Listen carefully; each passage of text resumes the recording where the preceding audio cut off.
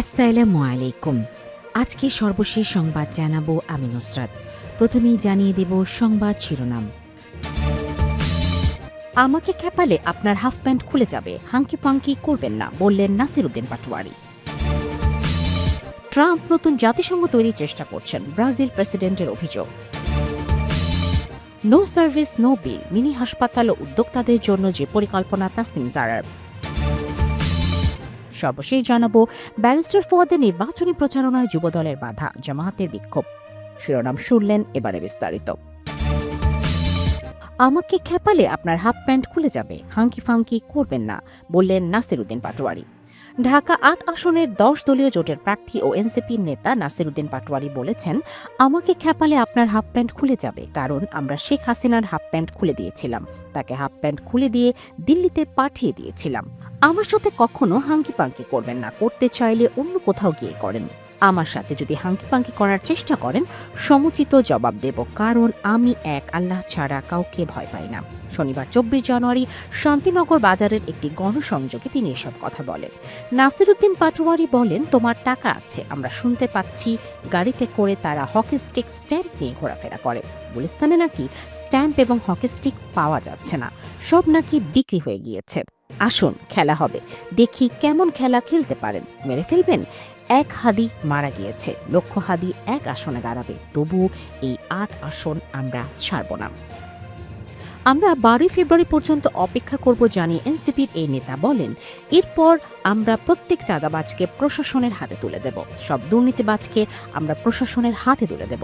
আমার ভাইয়ের ওপর যারা আক্রমণ করেছিল প্রত্যেক সন্ত্রাসীকে আমরা প্রশাসনের হাতে তুলে দেব। ভয় পাবেন না, খেলা হবে। বাংলাদেশের ১০ দলীয় ঐক্যের জয় হবে, শাপলা কলির জয় হবে। ট্রাম্প নতুন জাতিসংঘ তৈরির চেষ্টা করছেন, ব্রাজিল প্রেসিডেন্টের অভিযোগ। যুক্তরাষ্ট্রের প্রেসিডেন্ট নতুন জাতিসংঘ তৈরির চেষ্টা করছেন বলে অভিযোগ করেছেন ব্রাজিলের প্রেসিডেন্ট লুলা দা সিলভা। ট্রাম্পের গাজা শান্তি পরিষদ উদ্যোগের সমালোচনা করে কথা বলেন তিনি। বৈশ্বিক সংকট মোকাবেলায় ট্রাম্পের নেতৃত্বে আনুষ্ঠানিকভাবে যাত্রা করেছে বোর্ড অফ পিস বা শান্তি পর্ষদ। গত বৃহস্পতিবার ২২ জানুয়ারি সুইজারল্যান্ডের দাভোসে ৫৬তম ওয়ার্ল্ড ইকোনমিক ফোরামের WEF এর ফাঁকে এক সনদে সই করেন ট্রাম্প, খবর আল জাজিরার। তার আহ্বানে সাড়া দিয়ে এতে সই করেন বিশ্বের আরও ১৯ দেশের নেতা। এর মধ্যে দখলদার ইসরায়েলের প্রধানমন্ত্রী বেনিয়ামিন নেতানিয়াহু রয়েছেন। গাজায় গণহত্যার অভিযোগে তার বিরুদ্ধে যুদ্ধ অপরাধের অভিযোগ এনেছে আন্তর্জাতিক অপরাধ আদালত ICC। সংস্থাটির চেয়ারম্যান হিসেবে দায়িত্ব নিয়েছেন ট্রাম্প নিজে। গাজা সংকট সমাধানের বাইরে ট্রাম্প শান্তি পরিষদ আর কি করবে, এর পরিধি কত দূর পর্যন্ত যাবে এবং এটি জাতিসংঘের বিকল্প কোনো আন্তর্জাতিক সংস্থা কিনা, এমন নানান প্রশ্ন সামনে রেখে চলেছে আলোচনা সমালোচনা। এবার এই সমালোচনায় যোগ দিলেন ব্রাজিলের প্রেসিডেন্ট লুলা।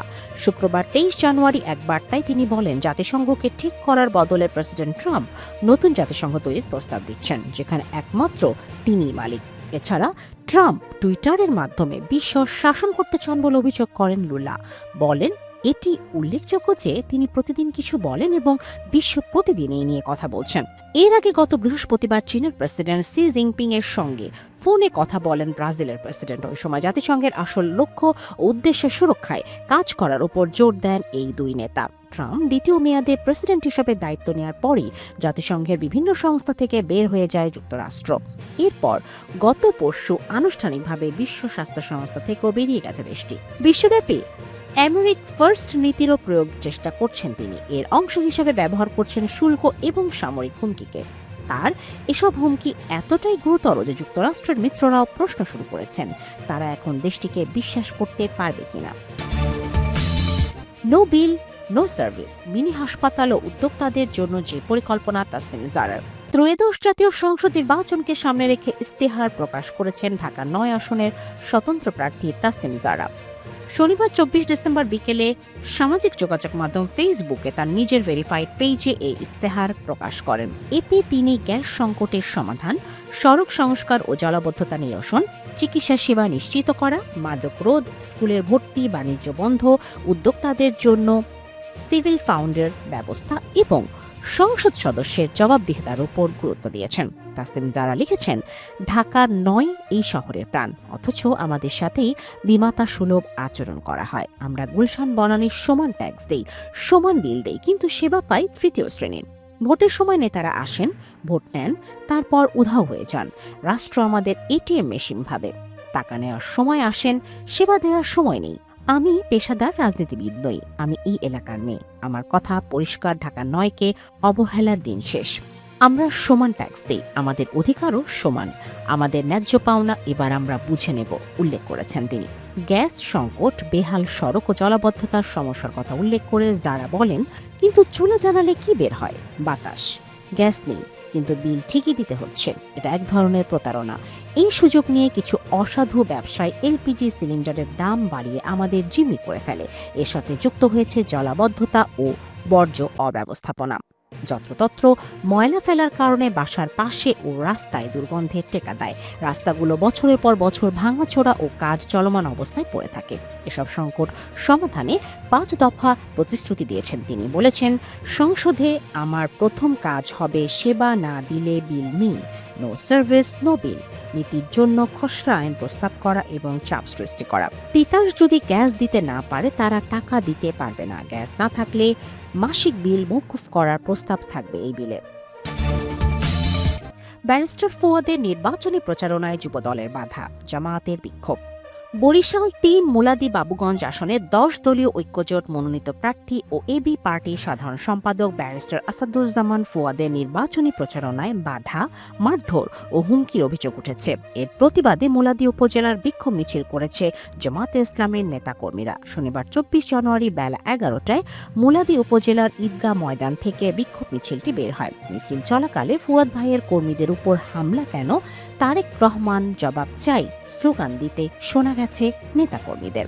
বিক্ষোভে অংশ নেয়া ও হামলায় আহত জামায়াত নেতা মোহাম্মদ আরিফ হোসেন অভিযোগ করে বলেন, 10 দলীয় জোটের প্রার্থী ঈগল প্রতীকে ব্যারিস্টার ফুয়াদের পক্ষে প্রচারণা চালানোর সময় ধানের শীষ প্রতীকের সমর্থক মুলাদি পৌর যুবদলের নেতাকর্মীরা তাদের উপর হামলা চালায়। তিনি দাবি করেন ধাওয়া দিয়ে মারধর করা হয় এবং প্রাণনাশের হুমকিও দেওয়া হয়। এই ঘটনায় শফিকুল ইসলাম, শাওন হাওলাদার, আরিফুর রহমান টিটু, মিন্টু ব্যাপারী সহ অর্ধশতাধিক যুবদল কর্মী জড়িত ছিলেন বলে অভিযোগ করেন তিনি।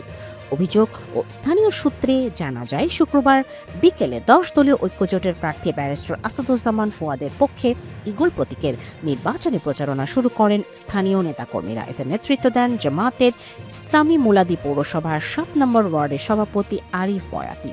এ সময় যুবদলের মুলাদি পৌরসভার সাধারণ সম্পাদক শাওন হাওলাদার ও তার অনুসারীরা ঘটনাস্থলে এসে 10 দলীয় জোটের নেতাকর্মীদের বাধা দেন। এক পর্যায়ে দুই পক্ষের মধ্যে বাগবিতণ্ডা ও সংঘর্ষের ঘটনা ঘটে।